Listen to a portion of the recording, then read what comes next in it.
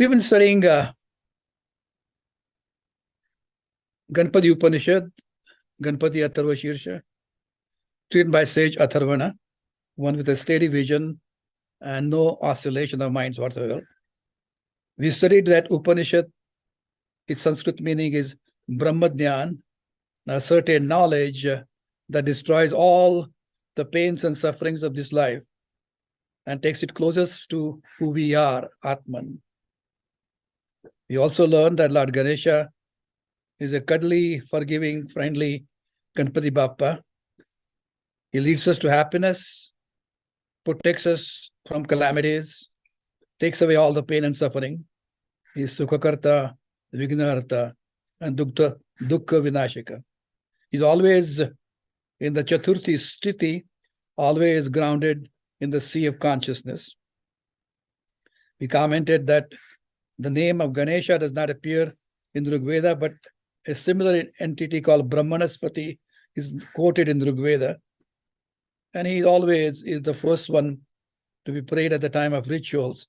He's the god of learning and most learned of all the gods. And the prayer always starts, Gananam Tvam Ganapatim Navame, Kavim Kavinam Uparashtam.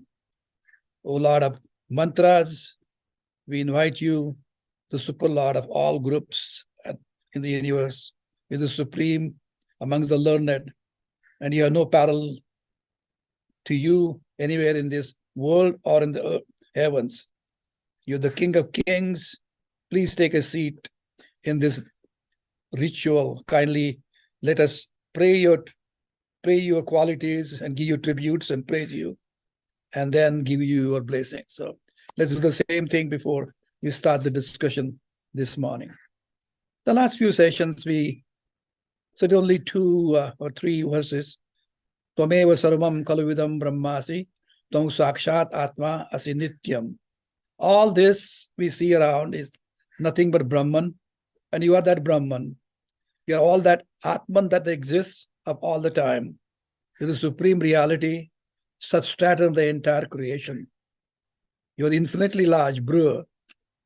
You are the Nama Rupa of the entire things that we see in this existence. And you are beyond the limitation of time and space.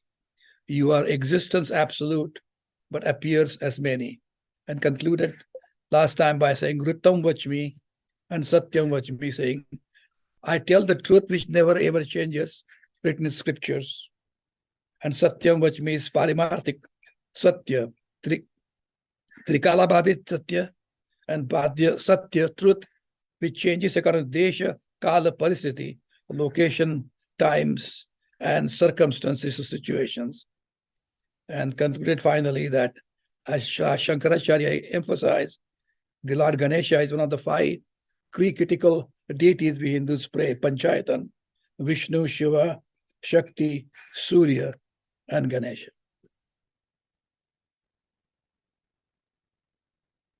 Now, I'm emphasizing it last time, and Naina was asking questions about many times about this, is when in every Upanishad, there's a group of students who go up to the teacher, ask the teacher to teach what Brahman is. And the student has to be qualified to receive the knowledge. As I mentioned to you, that in order to get understanding of E is equal to mc square, you need foundational knowledge of physics before the professor can take you as a PhD graduate and teach you E is equal to mc square. So we need sadhana chatushtaya, and we talked about viveka, nitya anitya vastu vivekaha, capacity to separate real from unreal. One may be able to realize what is permanent, what is impermanent. And that sometimes you come to realize only when you enjoyed the material pleasures, and you come to realize that these are only transient at best. And then you say, is that all there is to it? And then start towards learning the wisdom that is mentioned in our ancient scriptures. One needs to have vairagya, that means this passion. And as I mentioned last time, is not necessarily renunciation. It is basically a desire to gain the knowledge and wisdom. Iha swarga bhogeshu icha rahityam. That means absence of desire to enjoy in this world or in the swarga, that means heavens, here or hereafter. Because when we do the pujas and archas, what the punya that we receive, the merits that we receive, are good enough to qualify to get the heavens. But as we have learned, kshine punye martyalokam vishanti. So that is temporary. And then you come to realize that there is something much more than that, which is far lasting, everlasting. So that creates a dispassion. And gradually, as you know, we continue to improve the qualities of ourselves. As Sri Krishna says in the 14th chapter, the 17th verse, Satvat sanjayate jnanam, rajaso lobha evacha, pramada moho tamaso, bhavato ajnanam evacha. If one's mind is predominantly rajas in nature, one desires for pleasures, enjoyment, achievements, and accomplishments. But one's mind is predominantly sattva, hopefully gradually moves from rajasic to sattvic. One desires for more knowledge and wisdom. So that is the key part to it. And then basically, the third part was Shamadhi Shat Sampatti. And I'll go to that in greater detail a moment later to clarify it for Naina and many other. And fourth being basically mumukshutva. And when we're talking about it,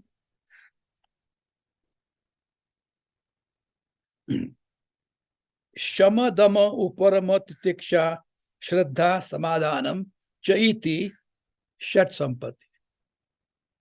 What is Shama? Shamaha kaha? Shama means Mano Nigraha. That means control over the mind is Mano Nigraha. What is Damaha? Badama means Chakshu Adi Bahyendra Nigraha. Control of the organs of actions and control of the organs of perception. What is Uparamaha? Swadharma Anushtanam Eva. That means strict observance of one's own dharma, that is my duty. Whatever talents you have, the God has gifted you, the tendencies that you have, the training that you have, make sure that you bring out the best out of it. And most importantly, the stage in life that you are in, brahmacharya, grihastha, vanaprastha, or renunciation, depending on what stage you are. But whatever the ashram you are at, stage in your life, make sure you do the best that you can. Titiksha ka, what is titiksha? Shitoshta sukha dukkheshu adi sahishnutvam. That means you develop a tendency of nirdvandva, mana, panam, apaman, stuti, ninda. Everything is equal to you. You are able to see in a balanced way. Basically, is balancing, and you become nirdvandva's second chapter of Gita tells us. Adi Shraddha, I'll describe Shraddha once again in greater detail and emphasize a couple of things which you did not explain clearly last time. I mentioned Guru Vedanta Vakya, Dishu Vishwasa. It is the Shraddha. And what is Samadhan? Chittaihi Ekagrata. That is single-pointed mind and contentment in doing such things. That is the Samadhan. And then Mumukshutvam Kim. That means, let me attain mumuksha. So that is not one of the objectives of an individual. But when you reach that stage in our life, that is the only objective an individual have. That is the mumukshutva. So these are basically the entities that one needs to understand what the preparation of a person should be. As we were saying is, you need preparation antaranga and bahiranga. We talked about various qualities earlier, but some of the other things are Shraddha and Bhakti and Dhyana. Now there, as I emphasized last time, there are some things you accept on the basis of faith, like Swarga hai, there's a heaven there, God is up there, if you want to believe it. But as I mentioned to you, if you want to understand something, like E is equal to MC square, you need foundational preparation. So you need Antaranga, Bahiranga, Sadhana. And coming back to Shraddha, Shastrasya, Guru Vakyasya, Satya Buddhi Avadharana, Iti Shraddha. So says Shankaracharya in Vivek Chudamani.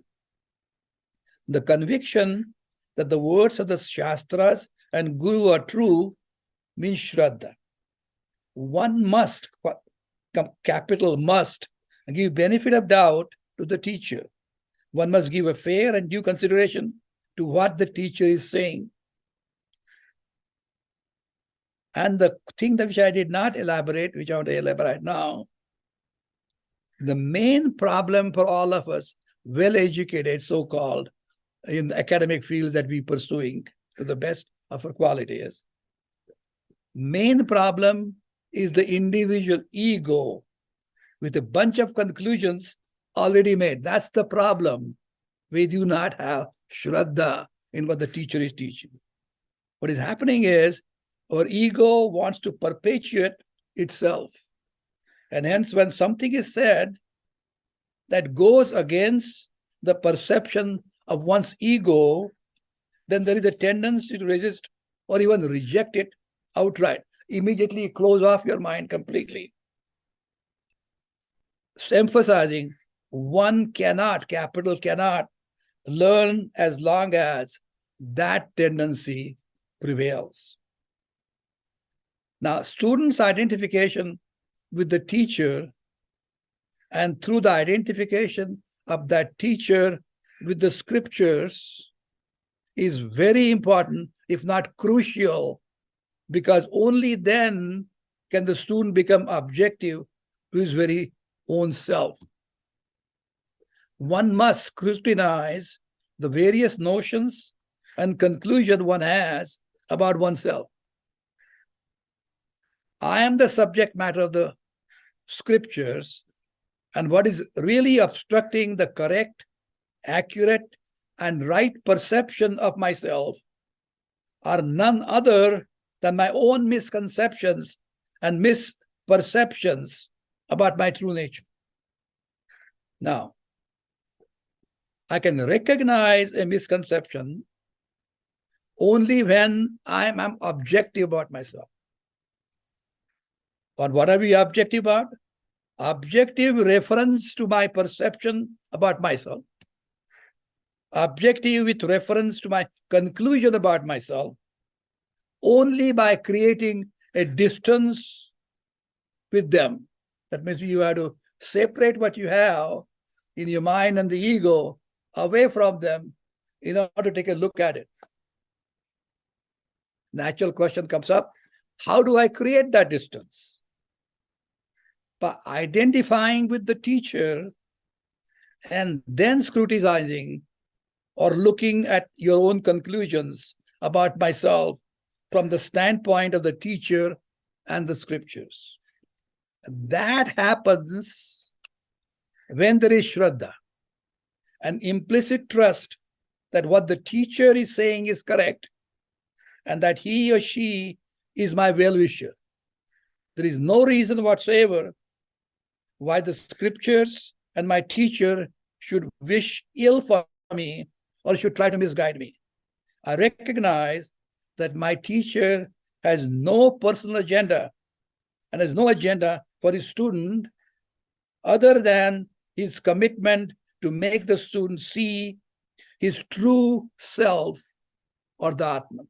And that's why that Shraddha is important, and in that particular fashion is very essential. So basically, once the student is convinced of this fact, it is very easy for the student or disciple to surrender to the teacher with the deep reverence and long prostration. Tatvidya pranipatena pariprashnena sevaya upadekshanti te jnanam jnaninas tattvadarshana. Understand that which is to be known by prostrating before the wise by asking proper questions and by serving them, those wise persons who have the vision of the truth will teach you this knowledge. And then, again, if you remember, we mentioned, when you ask that question, there's a method by which you ask the question. And the example I give is respectful Arjuna asking question of Lord Shri Krishna in the 3rd chapter. He says, Jayasi chet karmanaste mata buddhir janardana tatkim karmani yore mam niyojayasi keshava vyamishrevena vakyena buddhim mohayasiva me tadeka vadanishchitya yena shreho shreya aham apnuyat. Hey Janardana, you say that knowledge is superior to action. As yet, you're asking me to engage in this terrible act of war and fighting. Your speech is kind of unclear to me. He's not saying to you making not any sense. Your speech is unclear to me. It's my problem. My mind is confused. Please, please, please clarify to me the path I should take that will lead me to the higher goals. Once you ask a question of the teacher in such a respectful way,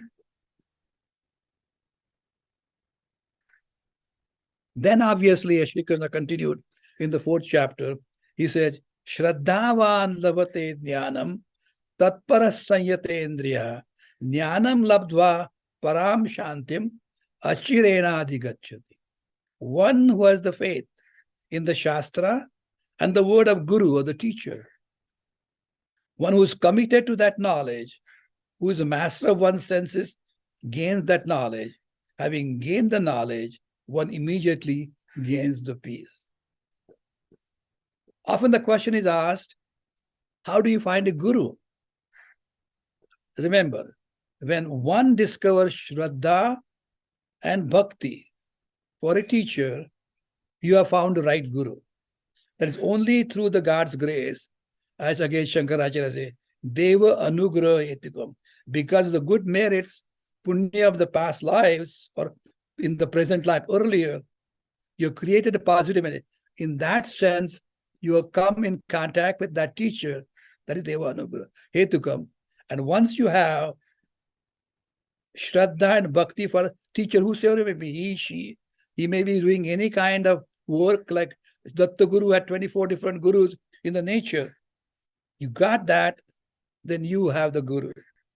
And if one lacks that Shraddha or Bhakti, only he can recommend for you as a prescription prasanna, one should pray for getting that Bhakti. Bhakti is a commitment to knowledge, and that Bhakti requires urgency, tatparata, both commitment and urgency in a wholehearted pursuit of getting the knowledge.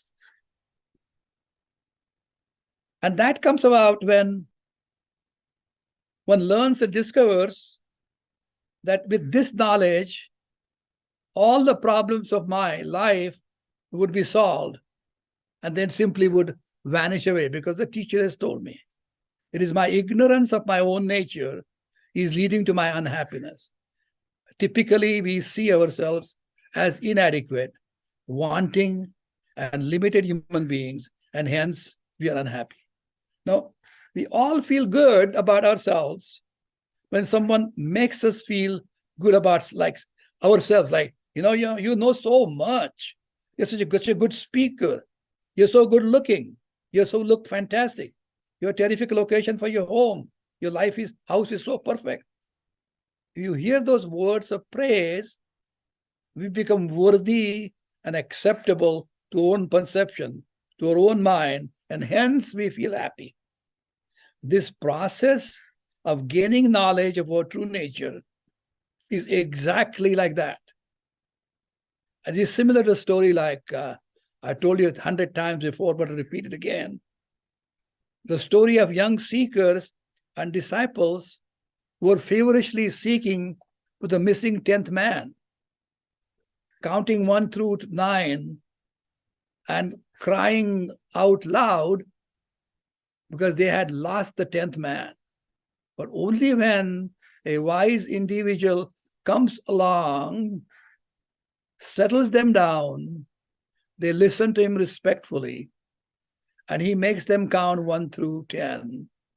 And after stopping at 9, that wise man tells you the missing 10th man that you're looking for is you. So basically, what teacher teaches you, the knowledge that you're seeking to gain the perpetual happiness is none other than yourself, your own Atman. So that elusive happiness and contentment that we as human beings are all seeking is always with us. And that is our own true nature. The teacher tells us and convinces us that what you're looking for, that elusive happiness and contentment, is always within you. And that knowledge will come by pursuing the third critical step, what we'll call dhyana and meditation. Mind has to be focused on what is to be done or accomplished. Remember, as a baseball coach or cricket coach, you look at a cricket close here, you have to keep the eye on the ball. You have to keep the eye on your goal. You got to get focused on that.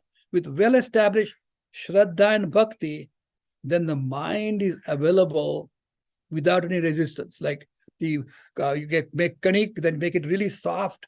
Then you can do any shape and form of that little atta that you do. So you need that mind is malleable, easy and smooth to change it, shape it to make sure you reach the ultimate goal. So basically, you have to listen to the teacher, Shravana, but equally important is manana, that means reflecting on what the teacher is saying and not arguing, fighting with the teacher, but asking questions respectfully to get clarification so your mind is resolved. And that's why Yajnavalkya in Brihadaranyaka Upanishad tells Maitri, hey, Atmavare Shrotavyam Maitri.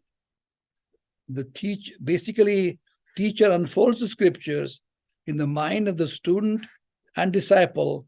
The same unfoldment must take place in the student's mind. One has to be really in tune with the teacher. The student and disciple start deliberating on the nature of the Atman, the self, with the help of a teacher or guru who himself has been enlightened by his own enlightened teacher. That's the way it goes. And Jnanam Labdva, obviously you're going to reach Param Shantim, Ashirena Adigachari. Now, so let's see what we're going to study for the verses today. But before I start discussing today's thing, I got to sing the Shanti mantras for Atharva Veda and sing only the few verses that we have studied and going to study today.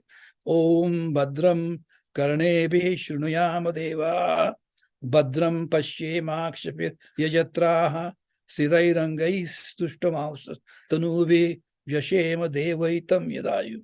Om Swastina Indro Vurdashrava Swastina Pusha Vishwaveda Swastina Staksho Arishtanevi Swastino Bruhaspati Dadatu. Om Shanti Shanti Shanti. Om Namaste Ganapate Tameva Pratyaksham Tatvamasi Tvameva Kevalam Kartasi Tvameva Kevalam Dhartasi Tvameva Kevalam Hartasi Tvameva Sarvam Kalvidam Brahmasi Tvam Sakshadatmasi Nityam Rutam Vachmi Satyam Vachmi Avatmam Avavaktaram Avashrotaram Avadataram Avadhataram Avanucha Namavashishyam Avapaschattat Avapurastat Avottarattat Avadakshinattat Avachurdvattat Avadharattat Sarvato Mam Pai Pai Samantat Tvam Mayas Tvanchinmaya Tvamanandamayas Tvam Brahmamaya Tvam Satchidanandat Vitiyosi Tvam Pratyaksham Brahmasi Tvam Jnanamayo Vijnanamayo. So today's prayers are basically prayers for protection. I think if you happen to have the book or happen to have the soft copy of it, it's on page 41. Avat Mammam, that's where it starts. The prayer is, Avat Mammam, please, please protect me. The student is begging of God Almighty, Brahman, please protect me. Avavaktaram, that means avavaktaram, protect the teacher who's reciting the Upanishad. Vakta. This vakta, ava basically is a verb in Sanskrit, parasmaipadi. Avatu, avati, avita, it means protect or to defend. So basically, please protect mam. Ava, tvam, tu, mam, protect me. Protect me. And then ava vaktaram, please protect the teacher, vakta, who is reciting this Upanishad. Then the next verse is avashrotaram. Please protect the disciples who is listening to the Upanishad. In this case, disciples listening to the Upanishad. Avadataram, that means one, protect the guru who initiates the devotees into your worship. So one data, one who is initiating the devotees or the students in the worship of Lord Ganesha. Please protect that guru. Then protect the disciple who commits the Upanishad to his memory to reciting the Upanishad after the teacher. Because after the teacher has taught, the disciple is supposed to go back to their small place and keep on repeating one after another. When the teacher asks you to repeat it, you're able to pronounce it correctly and say it accurately. So basically, that is avadhataram, who carrying that knowledge with them and practicing it. And protect the student who's studying the meaning of this Upanishad. Ava nucham, ava shishyam. Please, ava, that means again protect the one who's carrying and meaning of Upanishad. Please protect him. So basically, protecting all of us, that's starting with the teacher, the students who are listening, the teacher who is giving the knowledge, the students who are receiving the knowledge and reciting over and over again to remember it, please protect. So this prayer is sung together by the teacher and disciples. They want to make certain that both the teacher and students are protected. Every enlightened teacher gone through the traditional training was once a student. And every student, if he completes the studies, when recognized as such by his teacher guru, some of the so-called swamis recognized all around the world have left their gurukul without being officially stamped by their guru. So you have to be accepted, granted permission that you are enlightened. Then only you are a qualified teacher, would then become a qualified teacher in their own rights. Even if one is praying alone in the morning, he must always pray for the welfare of everybody, the entire community, especially for the welfare of the teacher and the classmates. So that's the key word in this one is our protect. The teacher, protect myself, protect my fellow students, and protect everybody in that process. Where do you protect from? That's where the next particular verse goes. Our purastat, our dakshinat, protect me from whatever adversity come, purastat, coming from the east, coming from south, dakshinat, coming from the west, paschat, avottara, coming from north, uttarat, north, coming from above, urdhva, avachurdhvat, coming from below, avadharat, adhara, adadharat, and coming from all over, sarvato mam, pahi pahi samantat, coming from all directions in all possible ways, protect me. So we talked the first verse, protecting the teacher and the students and the knowledge that being passed on. The second that we just finished is a general prayer. Here Ganapati is addressed as a cosmic person in charge as he manifests this physical world and wields his power. And obstacle, danger, or adversity can be hurled at hurled at us from any direction, but he is able to protect us all, protecting from all, up, down, from sideways. That is why you're asking protection. Now, why do you asking for protection from him?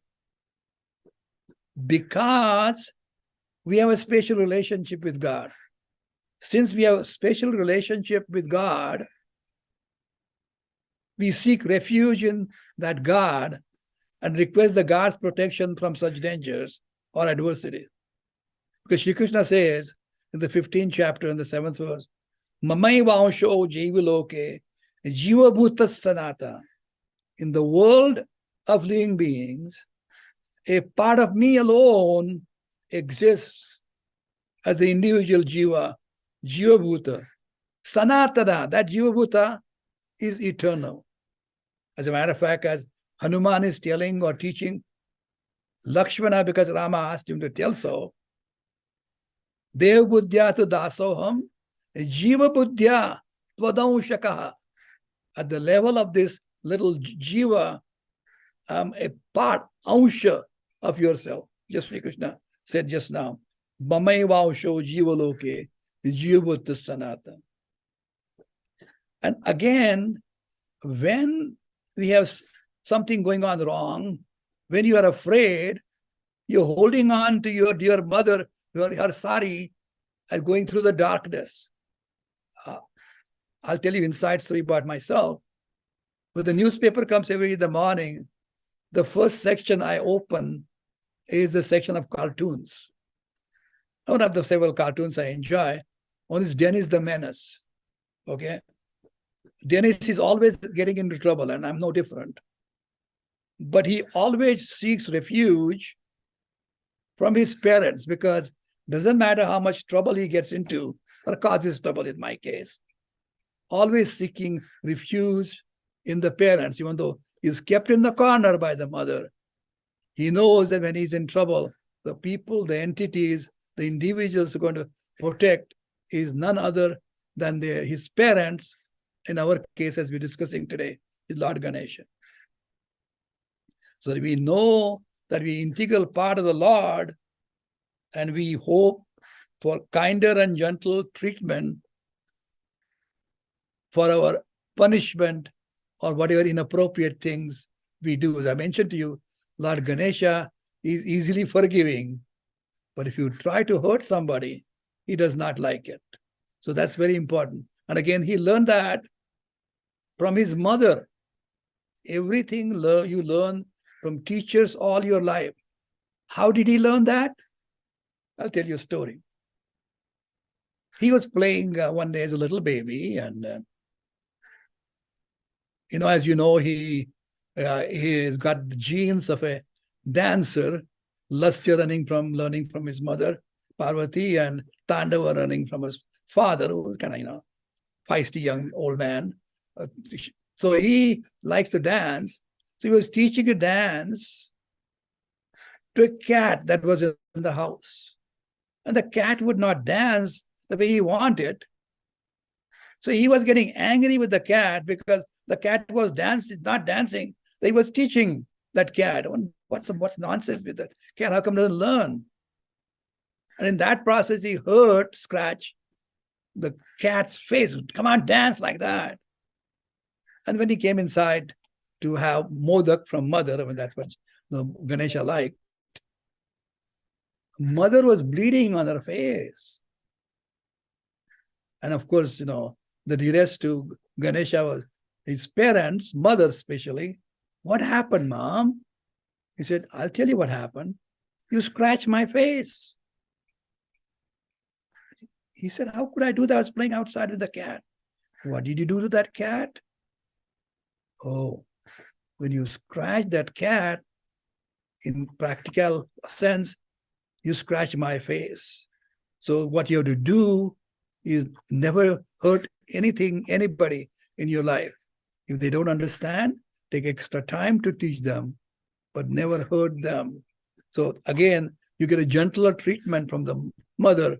After teaching him the lesson, he still got the modak. So that's the story anyway. Again, the word atata you're talking about means attracted or attached. That means because the inappropriate actions that we tend to do as individuals, we kind of attract or towards us all the challenges and difficulties. So our Dakshinatata, that means Attada, whatever comes from south, coming from Uttaratata, Dakshinat Chordvatata, Avadarata, wherever direction is coming in, I tend to attract it, but you protect it from that. So all possible direction. So all the calamities that come about, adversity come about from any direction, may you protect me, O Lord, Ganesha in this case. And then he goes on to describe, he describes this Adhyatmic roop of Ganesha. Tamanandamaya Stom Brahmamaya Tom Sachidananda Advitiyosi, Tom Pratyaksham Brahmasi, Tom Jnanamayo Vidyanamayosi. You are in the form of sounds, the words, the languages, the speech, literature, and the scriptures. You're the eternal truth, cosmic consciousness that permeates individuals who are blessed through you, the sentience, and overflowing with happiness, fullness, and contentment. Sometimes they do not know that. You are incomparable. Advitiyosi. You are Brahman, Tvam Pratyaksham Brahmasi. Your existence absolute, the source of creation. Jnanamayo with Jnanamayosi. You are knowledge, Jnana, and you are the wisdom with Jnanamayosi. That come only through personal experience. So that can come about by Atma Anugraha or Atma Krupa of the individual. This creation is nothing but a large conglomeration of countless forms and corresponding names, each one of them having their origin in Lord, in Brahman alone. This universe of names and forms comes to light only in the consciousness, since names and forms do not shine by themselves. The light that we see is because the light is coming from the sun. When the sun is not shining, the objects which are right in front of you, you cannot see. So individuals which are luminous, expressing what they want to express, is only possible because of the energy, the sensuous brought in by the Brahman, in this case Ganesha. So the universe and names and forms comes to light only in the consciousness, since the names and forms do not shine by themselves. That consciousness also is the manifestation, the same Lord Ganesha. The forms are the Sat aspect of the Lord, whereas the consciousness is the Chit aspect of the Lord. The Lord, the essential content of all living beings, Atman, is not limited in time, space, or as an object. And that's why this Lord Ganesha is called infinite.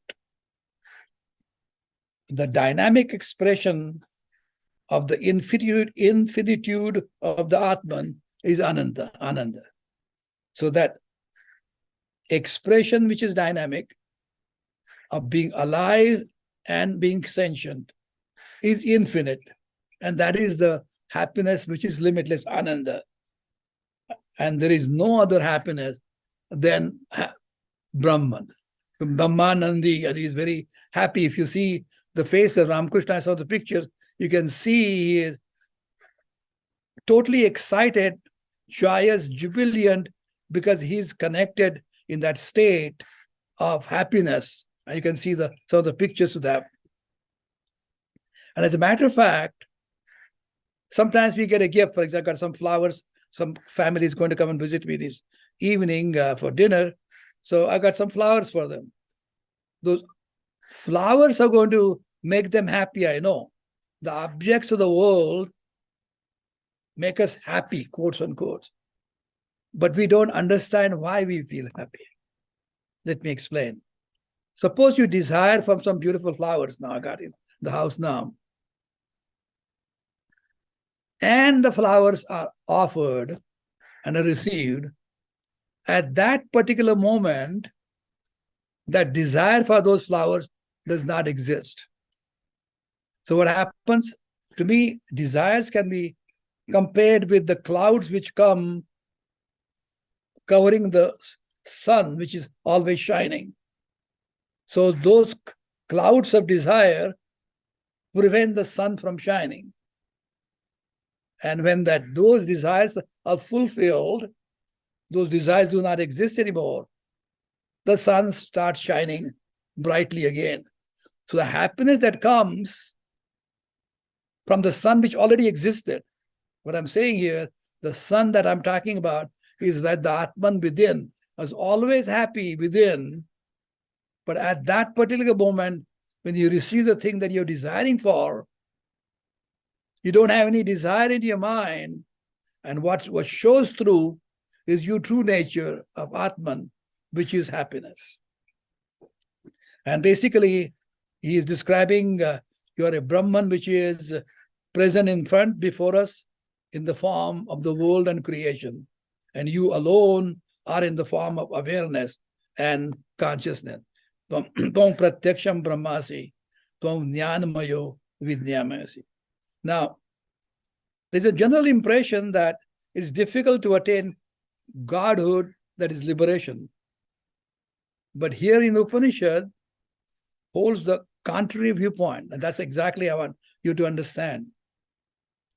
Brahman abides in the heart of every living being all the time as the innermost core. God is not somewhere out there from that. God is not sitting somewhere up in the heavens away from us. God is right here in the cave of the Guhayam of our own heart. As a matter of fact, sage Atharvana, who wrote this Ganapati Upanishad, talks to Shaunak in Mundak Upanishad in chapter 2, in the second section. He says, the luminous Brahman dwells in the cave of the heart and is known to move there, shine there, dazzle there, make you happy, excited, and contented. As a matter of fact, if you see the Kaivalya Upanishad, and typically we sing that particular verse when a sannyasi walks into your house, or even the puja when you perform in the temple or at devotee's place. Na karmana na prajaya dhanena tyagena eke amrutatvam anashu parena nakam nihitam guhayam bibrajate yadyatayo vishanti. What does it mean? Not by deeds, no karmana, not by prajani, no prajaya, nor by wealth, no dhanena, tyagena eke, but only by renunciation alone have some people attained immortality. Tyagena means not worrying about it, not getting attached to it. I'm not saying don't enjoy it, but don't get attached to it. It doesn't matter. Aayega, jayega, it doesn't matter. You're not attached to it. Tyagena eva. Some people achieved immortality. Teacher is teaching. These renunciates who are no longer attached attain that which is higher than heaven. Parena nakam, higher than heaven. Nihitam guhayam, which shines in the cave of the heart. And nihitam guhayam. So he's talking about that is when you come to realize that what you're looking for is not out there, but right within ourselves. And that's exactly what Ganapati is trying to teach us. Again, Mahanarana Upanishad. Antar bahishcha tat sarvam vyapya narayana sthita. Anta bahishcha tat sarvam vyapya narayana sthita. Inside, outside, and all over, vyapya, I mean, encompassing. Narayana, that means Bhagwan by any name, in this case Ganesha. Sita is grounded. This is Mahanarana Upanishad. Yajnavalkya says in Ishavasya idam sarvam yat kinchat jagatyam jagat. The entire creation is permeated by God. Nothing but God exists all over. So of course, person would like to know the very varieties of knowledge in the samsara, vividha jnana. This knowledge of variety of specific things, vishesha jnana, deep knowledge of a specific entity. Knowledge of the world. Mothers and grandmothers were teaching us prapancha jnana. Knowledge gained through research and experimentation called vijnana. There are many more types of knowledge. I won't bore with you. But it is gained through contemplation or deep meditation of varieties of personal experiences. To know that sugar is sweet is knowledge the teacher taught you.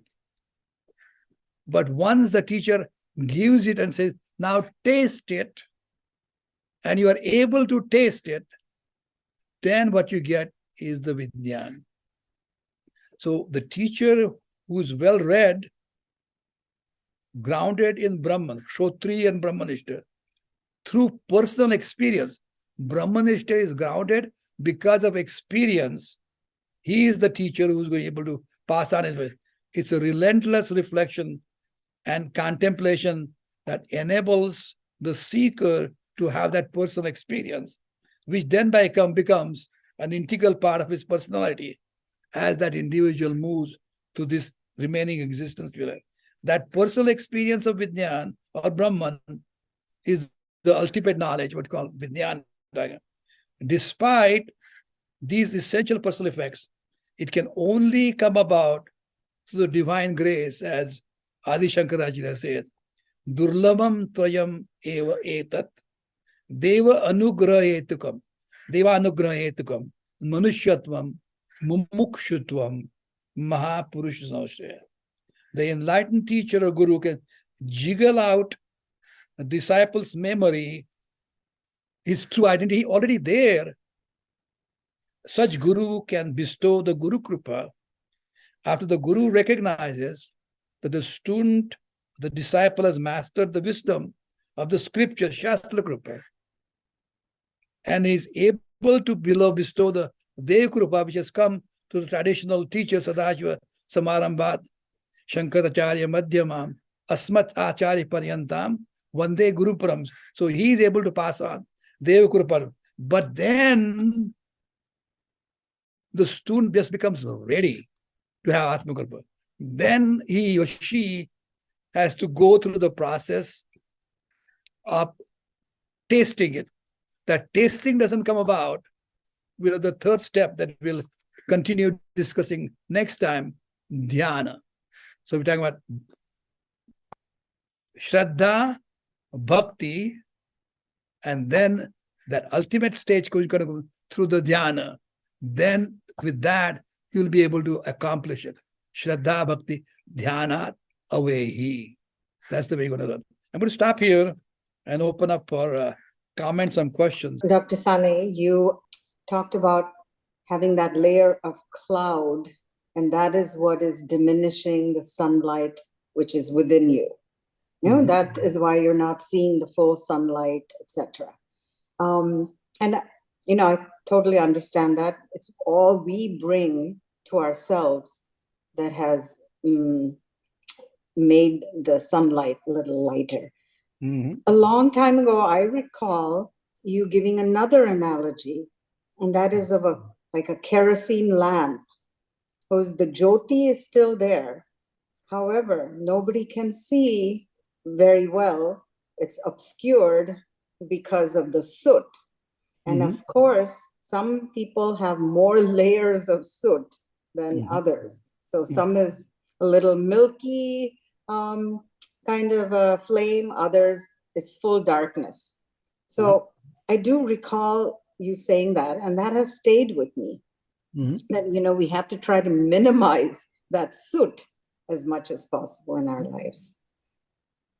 So, but basically anyway, that ignorance is basically the soot you're talking about are the impressions that we have created and covered up the inside light that you have, Atman. So those are Antiranga and Bahiranga sadhana. So you have to prepare yourself एक चांगलं कापड घे, साफ कर, clean it up properly. So Yeah. clean those blemishes and let the light shine. Let the beauty of divinity which is within you, it brilliantly come out exactly as it is. Okay, you're right. Thank you, Shashi. Hey, Prasanna. Yeah, you covered a lot of ground today.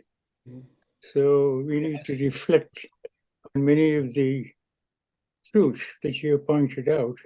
I just wanted to let you know, I'm also studying the Ganesha Stotra, Ajam Nirvikalpam Nirakaryamekam Niranandamanandam Advaita Purnam Param Nirgunam Nirvishesham Nirikam Parabrahma Rupam Ganesham Bhajema. I found studying that particular three verses with Adi Shankaracharya, along with the Upanishad, Ganapati Upanishad, the two reinforce each other. So when I read the Ganesha Stotra, it brings my mind back to some of the stanzas in the Ganapati Upanishad and vice versa. So I found the two of them complementing each other very well. I'm able to understand it better that way. Good comment. Thank you for doing it. You gave such a profound discussion of the guru-student relationship that has a huge bearing on my own life. About 10 years or so after Yvonne and I joined this basically Hindu-derived path that we stayed on for our whole lives, I was filled with objections to what we were being taught, particularly objections to all the metaphysics. And I took a course at one of the ashrams, and I was so disturbed by what we were being taught that I wrote a lengthy letter to the teacher Swami, and I listed all the concepts that I was unwilling to accept. Of course. And she sent me back a letter that has guided me for the rest of my life ever since then. And there were two key points in it. One was that the gurus of this path do not want the student to simply trust the word of the guru. They do not want that. They want the student to trust his or her own experience. How does that happen? When you encounter ideas that you sense a conflict with, in my case, it was all based on science. Of course. She said, just forget about it. Forget about those ideas that you are objecting to. Cast them aside. She had spent weeks teaching us those ideas. At the end of the course, she said, forget it. Instead, focus on the practices that help you open your heart. And everything will stem from that, will flow from that over time in due course. And, you know, as I say, I have been guided by that. And when you were talking, it's sort of, I saw a parallel with your injunction not to be attached to your desires. If I am attached to the correct explanation of something, that blocks the way. And it doesn't matter whether my explanation is right or the guru's explanation is right, or there's some third explanation that has not been presented. As long as that insistence on having the answer now is there, the way is blocked. If what I do instead is set that aside and focus on what helps me open my heart, then I can move forward. I'm glad you joined today. That's why I had to send you a note. Show up. John, it's very much like what I vaguely remember the Lord Buddha said, do not believe, even if I've said it. unless it agrees with your own experience and common sense. That's what the Buddha said. Yeah, and there's a corollary to that has a great deal to do with love. We are so often taught that the world we live in is kind of a distraction from the ultimate. And it's very easy to interpret that to mean that loving somebody specific somehow is also in the category of distractions. And that was something that I have never been willing to accept. I feel that I'm living the life that I'm living, right? That's reality for me. Mm. If I can approach that issue from the point of view of not being attached to any explanation and simply let the love flow, then there's no issue. It just occurs to me as Johnny was saying these things that even in Bhagavad Gita, in the last chapter, basically after Krishna has told the whole story for 18 chapters, he tells Arjuna, he says, look, I've told you everything I know. I'm in my words here. And now you think about it and do what you think is right. Mm-hmm. Right? He's not at all saying, I am God, I told you all the right things, now you go ahead and do what I said. No, that's not what he said. Right? And to assume that the teacher knows everything, etc., we know at least in the world of physics and chemistry is wrong. If you make that assumption in this field of philosophy and so forth, you're going to have to say that there is no further progress possible. Because how can you go beyond the teacher because he knows everything?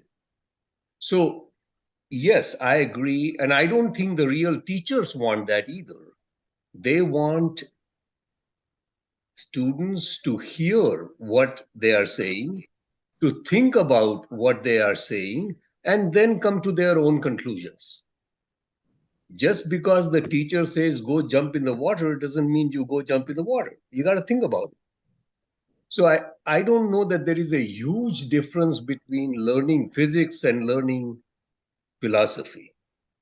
In this sense, in both places, I believe that one needs to respect the teacher and give due weight to what they are saying and spend some time thinking about things.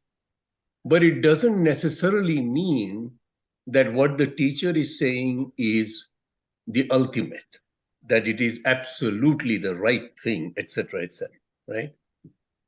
Only one thing to remember, but unless and until you have a clean, open mind, throw away your dogmas and this one, see at yourself from the teacher's point of view, you're not going to improve.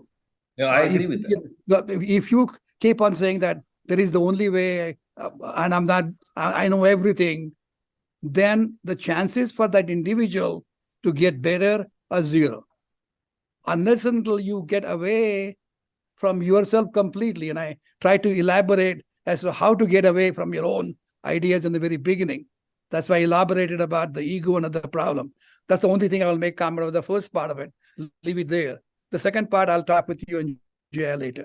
Okay. Thank you. No, I do agree with what you just said. I completely agree with you. I just want to say that perhaps I'm a very lazy person or something, but I like and I'm very happy to, you always say surrender to God. So what is it that you're surrendering? You are surrendering, meaning it is Shraddha, faith. So I think it is very important to me to have a baseline of a Guruji teaching something and me just wholly swallowing it. That does not mean that I'm negating my intellect. However, I need to have some kind of baseline. And I feel that our scriptures and our gurus provide that. And then we can jump off off of that. So to me, that's Shraddha. So I'm very thankful you had that discussion on Shraddha and Bhakti.